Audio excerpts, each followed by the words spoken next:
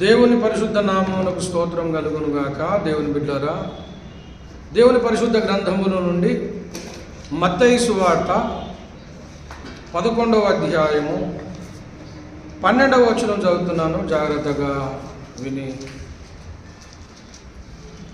దేవుని వాక్యమును మనం హృదయంలో చేర్చుకుందాం.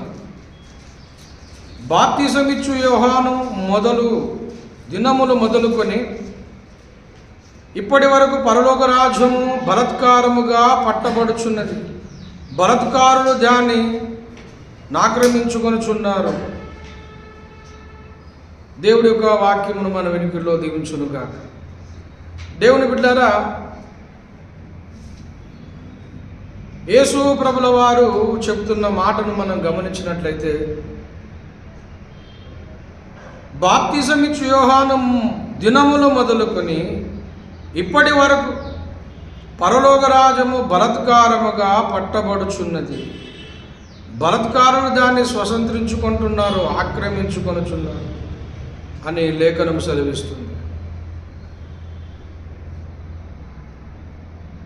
బాప్తిసమిచ్చు యోహాను దేవుని రాజ సువార్త ప్రకటించాడు.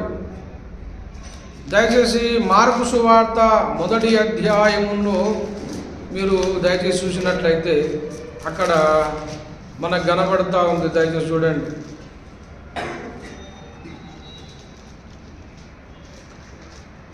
ఒకటవ అధ్యాయము. బాప్తిసమిచ్చు యోహాను అరణ్యములో నుండి పాపక్షమాపణ నిమిత్తము మారు మనసు విషయమై బాప్తిసము ప్రకటించుచు వచ్చెను. విషయమై బాప్తిసమి ప్రకటించుచు వచ్చెను. మారు మనసు కోసం ప్రకటిస్తున్నాడు. బాప్తిసమిచ్చు యోహాను ఏం చేస్తున్నాడమ్మా? అరణ్యములో ఉండి పాపక్షమాపణ నిమిత్తం మారు మనసు విషయమై బాప్తిసమును ప్రకటించుచూ వచ్చాడు. యోహాను ప్రకటిస్తున్నాడు. దేవుని బిడ్డలారా, పరలోకమును గురించి ఆయన ప్రకటిస్తూ ఉన్నాడు. పాప క్షమాపణ నిమిత్తము ఆయన ప్రకటిస్తూ ఉన్నాడు. యోహాను మొదలుకొని బాప్తిసం విషయంలో దేవుని రాజసువార్త ప్రకటించబడుతూ ఉంది. ఇప్పటి వరకు పరలోక రాజ్యం సువార్త అయితే ప్రకటించబడుతూ ఉంది. దేవుని బిడ్డలారా, బాప్తిసమిచ్చు యోహాను సువార్త ప్రకటించాడు. యేసుక్రీస్తు యొక్క మార్గములు ఆయన సరళం చేశాడు. ఆయన మార్గములను సరళము చేయువాడు. దేవుని బిడ్డలారా, ఆయన మార్గమును సరళం చేయడానికి ఆయన వచ్చాడు. ఆయన మార్గము సరళం చేస్తున్నాడు. మార్గం సరళం చేయవాడుగా ఆయన పిలువబడ్డాడు. దేవుని బిడ్డలారా,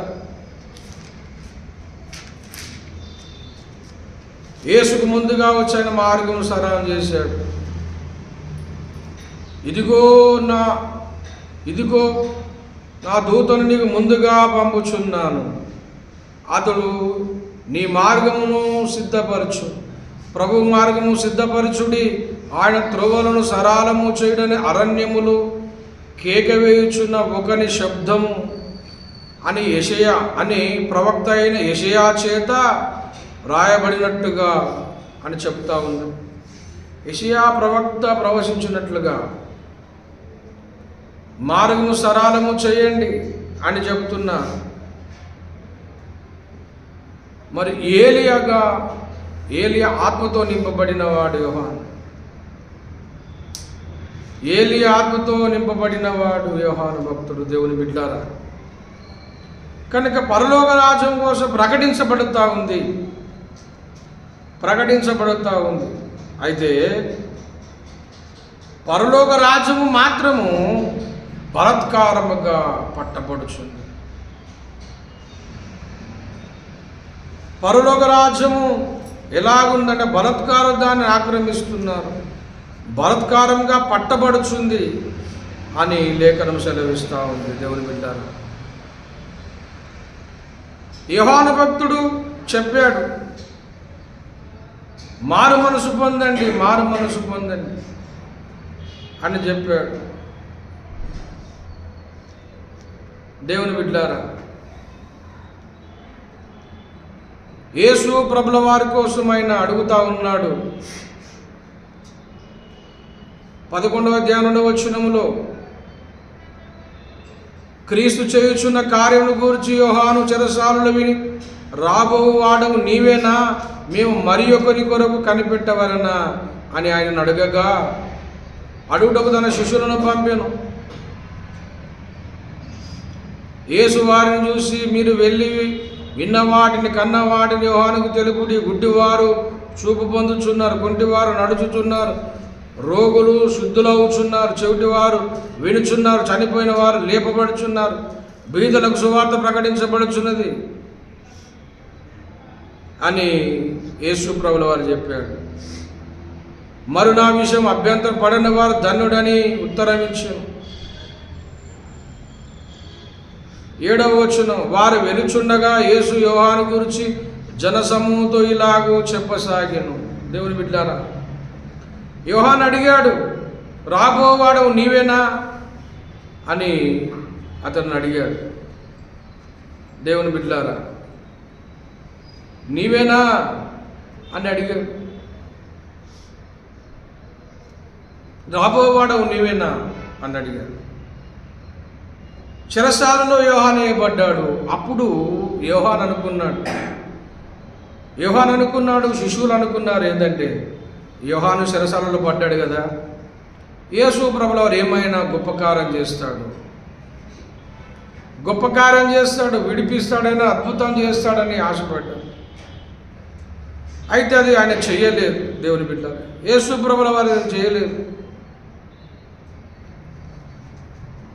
వాళ్ళు ఆశించినది యేసు ప్రభుల వారు చేయలేదు. ఏదో అద్భుతం చేసి యోహాను తప్పిస్తాడేమో, కాపాడుతాడేమో, యోహాను చెరసాలలో ఉన్నాడు కదా,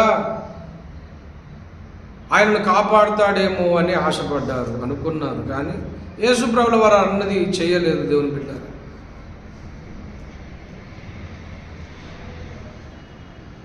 వారు చాలా ఆలోచన చేశారు.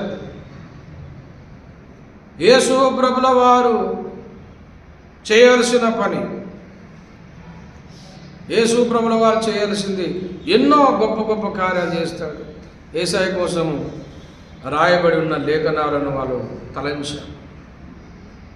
యెషయా గ్రంథం 9వ అధ్యాయములో ఆయన భుజం మీద రాజభారం ఉండును, ఆయన ఆశ్చర్యకరుడు, ఆలోచనకర్త, సమాధానకు అధిపతి,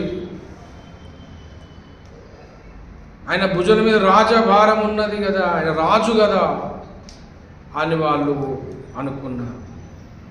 అలాగనే చేస్తారనుకున్నారు వారు. అయితే అది యేసు ప్రభుల వారు అన్నట్టు చేయలేదు. దేవుని కానీ యేసు ప్రభుల చెప్తున్నది ఏంటంటే, ఆయన చేసిన కార్యాలను యోహాను శిష్యులకు చెప్పాడు. చెప్తూ ఇది ఆయనకు చెప్పండి అని చెప్పాడు. దేవుని బిడ్డ, అలాగా చెబుతూ మరి ప్రవక్త లేఖనములను గురించి ఆయన కోసము రాయబడిన ప్రకారము యేసు ప్రభుల వారు ముందుకు సాగుతూ ఉన్నాడు. అలా జరుగుతున్న క్రమంలో యోహాను ప్రకటించాడు. తర్వాత యేసు ప్రభుల వారు కూడా సువార్త ప్రకటిస్తూనే ఉన్నాడు. యోహాను మొదలుకొని ఇప్పటి వరకు దేవుని బిడ్డలారా సువార్త ప్రకటించబడుతూనే ఉందని అదే మార్కు సువార్త 1వ అధ్యాయము 14వ వచనం చూడండి. యోహాను చెరపట్టబడిన తర్వాత యేసు కాలము సంపూర్ణమైనది, దేవుని రాజ్యము సమీపించున్నది, మారు మనసు పొంది సువార్త నమ్ముడని చెప్పుచు దేవుని సువార్త ప్రకటించుచు గలిలయకు వచ్చాను. దేవుని బిడ్డలారా, యేసు ప్రభుల వారు కూడా ప్రకటిస్తున్నారు.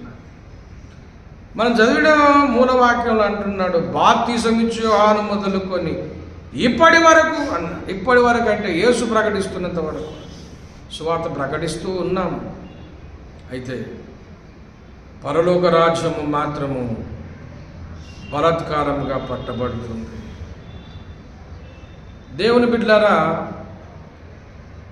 యేసు ప్రభుల వారు ఒక మాటల యొక్క అర్థం మనం గమనించినట్లయితే, యోహాను ప్రకటించాడు, యోహాను ప్రవక్తగా వాళ్ళు గుర్తించలేదు. యోహాను మాటలు అంతగా వాళ్ళు తీసుకోలేదు. యోహాను భక్తుడు పాత నిబంధన ప్రవక్తగా, ప్రవక్తలలో చివరివాడు. యోహాను భక్తుడు పాత నిబంధన ప్రవక్తలలో ఆఖరివాడు, చివరివాడు. కొత్త నిబంధనలో కూడా ఆయన ఉన్నట్లు కనబడతా ఉంది.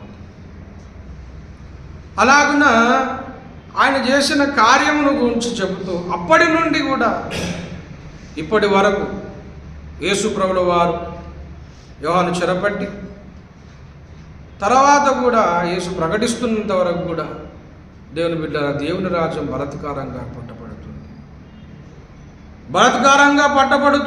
బలాత్కారు దాన్ని ఆక్రమించుకొనుచున్నారన్న. పరలోక రాజ్యము ప్రవేశించాలి అంటే సామాన్యమైన విషయం కాదు. పరలోక రాజ్యమును మనం సంపాదించుకోవాలి అంటే మామూలు విషయం కాదు. తను ఈజీగా అయిపోయేది కాదు. దేవుని బిడ్డలారా, పరలోక రాజ్యమును మనం సంపాదించుకోవాలంటే దానికి మునుపు మనము ఎంతో చేయాల్సిన కార్యం ఉంది. పరలోక రాజ్యమును ప్రవేశించాలి అంటే ఆ ప్రవేశించడానికి మార్గమై ఉన్న దేవుని తెలుసుకోవాలి. పరలోక రాజ్యానికి మార్గం ఒక ఆయన ఉన్నాడు. నేనే మార్గమును సత్యమును జీవమును అన్నాడు. యోహాను సువార్త 14 చెప్తుంది, నేనే మార్గం, నా ద్వారా తప్ప ఎవడు తండ్రి యొద్దకు ప్రవేశించలేడు, చేరలేడు అన్నాడు. పరలోక రాజ్యమును ప్రవేశించాలి అంటే మొట్టమొదటిగా ఆ మార్గమును కనుగొనాలి. ఆ మార్గం ఎవరో కనుగొనాలి. ఆ మార్గం ఎవరు? ఆ పరలోక రాజ్యాన్ని తీసుకుపోయే మార్గం ఎవరు? ఆ మార్గమై ఉన్న దేవుడు ఎవరో అని తెలుసుకోవాలి. ఆ పరలోక రాజ్యానికి మార్గం ఎవరు? అది తెలుసుకోవాలి మొదట. దేవుని బిడ్డలారా, పరలోక రాజ్యమును నేను తీసుకెళ్ళాలి అంటే నీ జన్మ కర్మ పాపము నుంచి నువ్వు విడిపించబడాలి. పరలోక రాజ్యమును ప్రవేశించాలి అంటే నీకోసం మరణించి రక్తం గార్చి చనిపోయి తిరిగి లేచిన దేవుని నువ్వు తెలుసుకోవాలి. నీ పాపము కోసం, నీ జన్మ కర్మ పాపముల కోసం చనిపోయిన దేవుని నువ్వు తెలుసుకోవాలి మొట్టమొదటగా. నీ పాపం పరిహరించేవాడెవరు? నీ పాపము చనిపోయిన వాడెవరు? నీ పాపము తీసివేసే భగవంతుడెవరో, దేవుడెవరో అని తెలుసుకోవాలి మొట్టమొదట. ఎప్పుడైతే ఆ దేవుని తెలుసుకోవడానికి నువ్వు ప్రయత్నం చేస్తావో అప్పుడు నీకు అనేకమైన సమస్యలు ఎదురవుతాయి. అడ్డంకులు సమస్యలు నీకు ఎదురుపడతాయి. అందుకే దేవుని బిడ్డారా, దేవుని మార్గము, దేవుని చేరే మార్గము ఇరుకు మార్గం అన్నాడు. లూకాసు వార్త దయచేసి 13వ అధ్యాయం 23వ వచనం చూడండి. 13:23లో ఒక మాట చెప్తా ఉన్నాడు. దేవుని మార్గం చేరాలి అంటే ఆ మార్గము విశాలమైన మార్గం కాదు, అది ఇరుకు మార్గం అన్నాడు. లూకాసు వార్త 13వ అధ్యాయం 23వ వచనం చదువుతున్నాను. ఒకడు ప్రభువా రక్షణ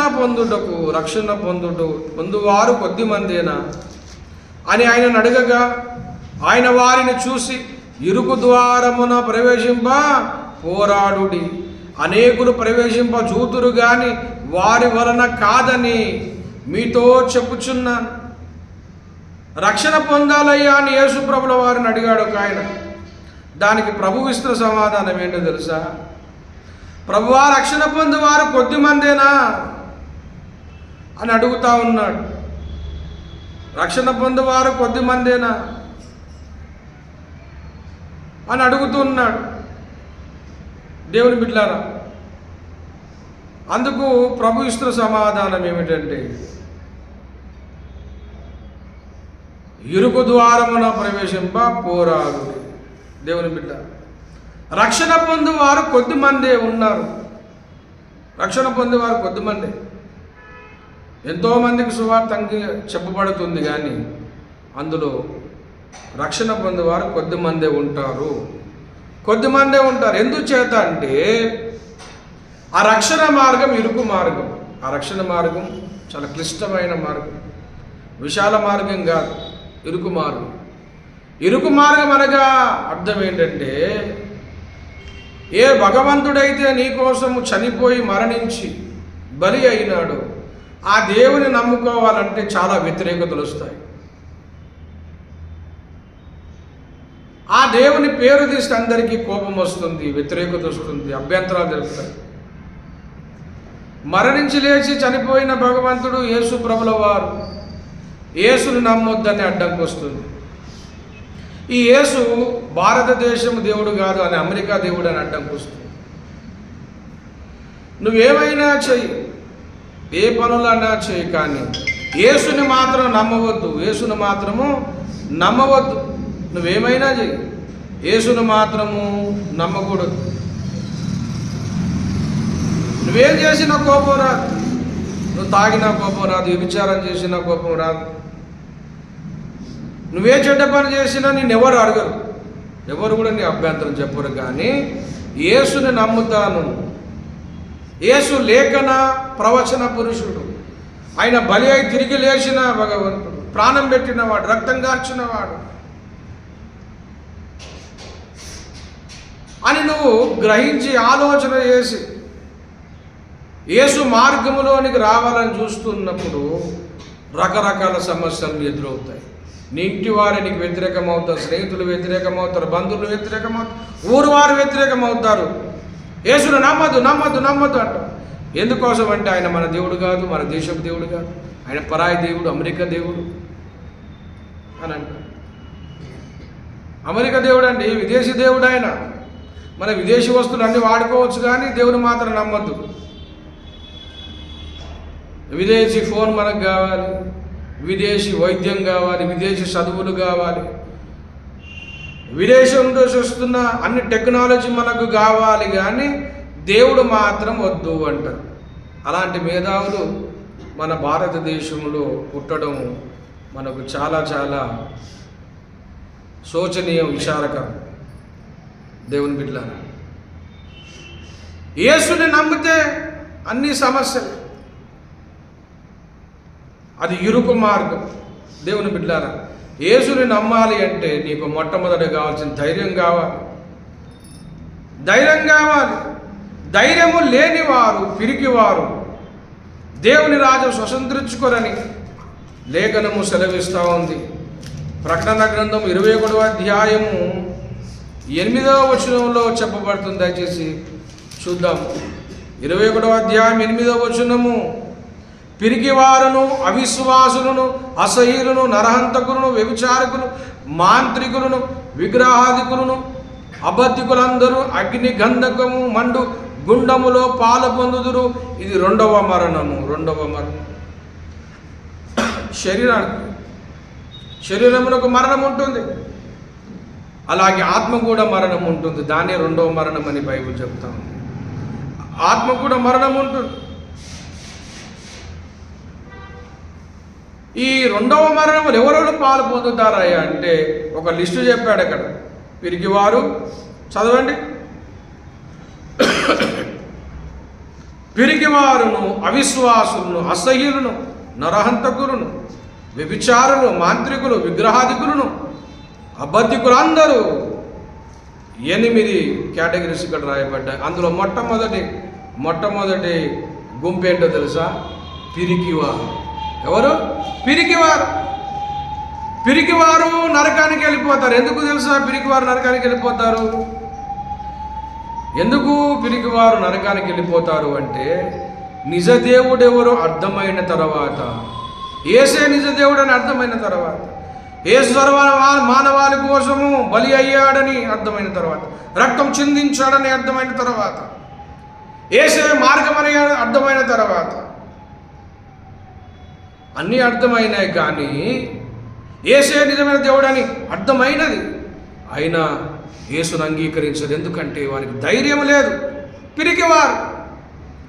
కులం ఏమంటుందో అని భయము, స్నేహితులు ఏమంటారనే భయము, ఊరు వారు వెలవేస్తారేమో అని భయము, రకరకాల భయముల చేత, పిరికితనము చేత వాళ్ళు దేవుని నమ్మరు. దేవుని బిడ్డ, దేవుని మార్గం ఇరుకు మార్గం. ఆ ఇరుకు మార్గంలో ప్రవేశింప చూడుడి అనలేదు, ప్రవేశింప పోరాడుడి. పోరాటం ఉంది. ఈ యేసు మార్గము ఇరుకు మార్గము, ఆ మార్గములోనికి పోరాటం ఉంటుంది. పోరాటం.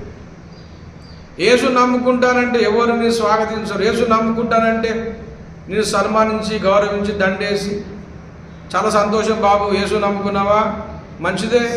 ఏ దేవుని నమ్ముకుంటే ఏంటండి, అది నీ వ్యక్తిగతము. సామాజికంగా మనం బాగుండాలి, అందరం కలిసిమెలిసి ఉండాలి. ఏ దేవుని నమ్ముకున్నా పర్వాలేదు. నీ ఇష్టమున్న దైవాన్ని నమ్ము, నా ఇష్టమున్న దైవాన్ని నేను నమ్ముతాను. అందరికి స్వేచ్ఛ ఉంది. అది నీ పర్సనల్ అండి, నీ వ్యక్తిగతము. నువ్వు పలానా దేవుని నమ్ముకో అని చెప్పి నిన్ను బలవంతం చేయడం ఏంది? సిగ్గుకరం, బుద్ధి లేనితనం అది. ఎవరు కూడా ఎవరిని అభ్యంతరం పెట్టొద్దండి. మీ ఇష్టము, మీ స్వేచ్ఛ అనే తెలుగువంతులు కరువు అయిపోయారు. నీ ఇష్టమండి, మీరు నమ్ముకోండి అని యథార్థవంతులు లేరు. అట్లాగేలా నమ్ముతామండి. యేసు నమ్మద్దు. కళ్ళు సారా దాకా చెడిపో. ఏమన్నా నువ్వు ఇంకే పాపను చేయి, నువ్వు ఎలానైనా తిరుగు. నీ ఆరోగ్యం పాడు, నీ కుటుంబం పాడైపోయి, దేశం పాడైపోయి, దేశంలో విద్య లేకపోని, ఉద్యోగాలు లేకపోని, వైద్యం లేకపోని, మనిషికి కావాల్సిన కనీస అవసరం లేకపోని, ఇవన్నీ పైన మనం పట్టించుకోకుండా పర్వాలేదు. అది మనకు అవసరం లేదండి. యేసుని నమ్మితే మాత్రం నిన్ను అభ్యంతరపరుస్తాం. యేసును నమ్మితే మాత్రం మేము అడ్డొస్తాం, మీ ఇంట్లోకి వచ్చి మేము కొడతాం. ఎలా నమ్ముతావు అని చెప్పి నీ మీద దాడి చేస్తాం అని మూర్ఖులు తయారయ్యారు ఈ రోజున. దేవుని బిడ్డలారా, ఈ మూర్ఖ తరానికి నువ్వు వేరే రక్షణ పొందాలి అంటే నీకు ధైర్యం కావాలి. మూర్ఖ తరానికి వేరే రక్షణ పొందమన్నాడు అపోస్తుల కార్యములో. ఈ మూర్ఖ తరానికి వేరే రక్షణ పొందన్నాడు. మూర్ఖ తరం ఇది, మంచిగా ఆలోచించదు. దేవుని బిడ్డలారా, యేసుని నమ్మాలి అంటే ఒక ఇరుకు మార్గంలో ప్రవేశించినట్టుగా అందులో పెద్ద పోరాటం ఉంటుంది. అనేకులు వ్యతిరేకులు అవుతారు, అనేక శత్రువులు అవుతారు. దేవుని బిడ్డలారా, యోహాను సువార్త 12వ అధ్యాయం చూడండి. యోహాను సువార్త 12వ అధ్యాయము 42వ వచనం చదవండి. యోహాను సువార్త 12వ అధ్యాయము 42వ వచనంలో ఒక మాట చెప్పబడింది. ఆయనను అధికారులలో కూడా అనేకులు ఆయన యందు విశ్వాసం ఉంచిరి గాని సమాజము నుండి వెలివేయబడుదుమేమో అని పరిసయ్యులకు భయపడి వారు ఒప్పుకొనలేదు. వారు దేవుని మెప్పు కంటే మనుషుల మెప్పును ఎక్కువగా అపేక్షించుడు. అధికారులు కూడా అనేకులు దేవుని నమ్మారు, యేసు నిజమైన దేవుడు అని నమ్మారు, కానీ సమాజానికి భయపడ్డారు. దేవుని మెప్పు కంటే మనుషుల మెప్పే వాళ్ళకు విలువనిచ్చారు. ఈనాడు ఎలాంటి పిరికివారు అయిపోయారంటే, దేవుని మెప్పు కంటే ఎన్ని ఆధారాలు చూపినా యేసే నిజమైన దేవుడు, చరిత్ర పురుషుడు, లేఖన పురుషుడు, నిజమైన సత్య దేవుడు అని ఎన్ని ఆధారాలు చూపించినా, రుజువులు చూపించినా కూడా వాళ్ళు దేవుని మెప్పును పక్కన పెట్టి, దేవునే పక్కన పెట్టి మనుషులను మెప్పిద్దామని, మనుషులను మెప్పించాలని, మనుషుల మెప్పు కోరి మనుషులకు వేరైపోవద్దు, బాబాయ్ నన్ను వెలివేస్తారేమో అని చెప్పి భయపడి, సమాజానికి భయపడి యేసుకు దూరం అయిపోయారు, ఒప్పుకొనలేదు. కనుక దేవుని బిడ్డారా, పరలోక రాజ్యము బలత్కారముగా ఎందుకు పట్టబడుచున్నది, పరలోక రాజ్యము బలత్కారం ఎందుకు ఆక్రమించుకొనుచున్నారు అంటే, పరలోక రాజ్యం అంత ఈజీగా రాదని అర్థం. పరలోక రాజ్యం సంపాదించుకోవాలంటే, ఆ పరలోక రాజ్యం ఇచ్చే దేవునిని సొంతం చేసుకోవాలంటే నీకు ధైర్యం ఉండాలి. నువ్వు తెగించాలి, పోరాడాలి, సమాజానికి పోరాడాలి, లోకానికి పోరాడాలి, కుటుంబానికి అన్నిటికీ పోరాడి ఎదురైతే ఇది. ఎవరేమనుకున్నా నాకు పర్వాలేదు, ఎవరేమైనా అనుకోని, నాకు యేసు కావాలి, యేసు నిజమైన దేవుడు, ఆయన కోసం నేను ఎంతనైనా నష్టపోతా, నేను ఆయన మాటనే వింటాను, నాకు రక్షణ కావాలి, నా పాప విమోచన కావాలని ధైర్యవంతులు మాత్రమే యేసును పరలోక రాజ్యం స్వతంత్రించుకుంటారు. దేవుని బిడ్డలారా, పిరికివారు స్వతంత్రించుకోలేరు, సంపాదించుకోలేరు. పరలోక రాజ్యం బలత్కారముగా పట్టబడుచున్నది. బలత్కారం దాన్ని ఆక్రమిస్తున్నారు. పరలోక రాజ్యాన్ని స్వతంత్రించుకోవాలంటే బలహీనుడిగా ఉంటే కుదరదు, పిరికివాడిగాను ఉంటే కుదరదు, ధైర్యం కావాలి. దేవుని బిడ్డారా, మా ఆత్మీయ తండ్రి ఓఫురాయ్ గారు, అద్దంకి రంజిత్ ఓఫురాయ్ గారు వాళ్ళ తాత వెంకటరామరెడ్డి గారని, ఓఫురాయ్ గారు వాళ్ళ తాత, వాళ్ళ అమ్మవారి తరపున ఉన్న వారి తాత వెంకటరామరెడ్డి గారని, ఆయన నల్గొండ నుండి సువార్త విని, నల్గొండ నుండి సికింద్రాబాద్ క్లాక్ టవర్ దగ్గర ఉన్న బాప్టిస్ట్ చర్చిలో కాలి నడకతో వచ్చి ఇక్కడ బాప్తిసం తీసుకొని పోయాడు. ఆయన ఊరంతా వెలివేశారు, నువ్వు మాలమాదిగల మతం నమ్ముతావా, యేసు నమ్ముతావా, పరాయి దేశ దేవుని నమ్ముతావా, అనేక రకాలుగా ఆయనని ఇబ్బంది పెట్టి యేసు నమ్మొద్దని అటంకించి అభ్యంతరపరుస్తున్నప్పుడు ఆయన అన్నాడు ఒకటే, ఆయన బోధ చేస్తున్న మఠములో ఆ గురువును, ఒక మఠములో ఆయన బోధ నేర్చుకుంటున్నాడు, సుశరీగా నేర్చుకుంటూ ఉన్నాడు వెంకటరామరెడ్డి గారు. ఆ గురువు గారు సిద్ధయ్య అనే అనుకుంటా ఆయన గురువు గారి పేరు.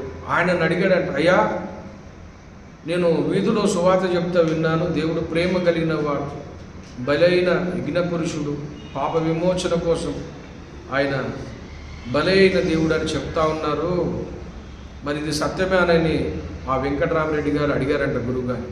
అయితే ఆయన అన్నాడంటే, బాబు అయ్యా నీకు సత్యం దొరికింది, ఆయనను వదులుకోకు, నువ్వు వెళ్ళిపో బాబు అని చెప్పాడంట.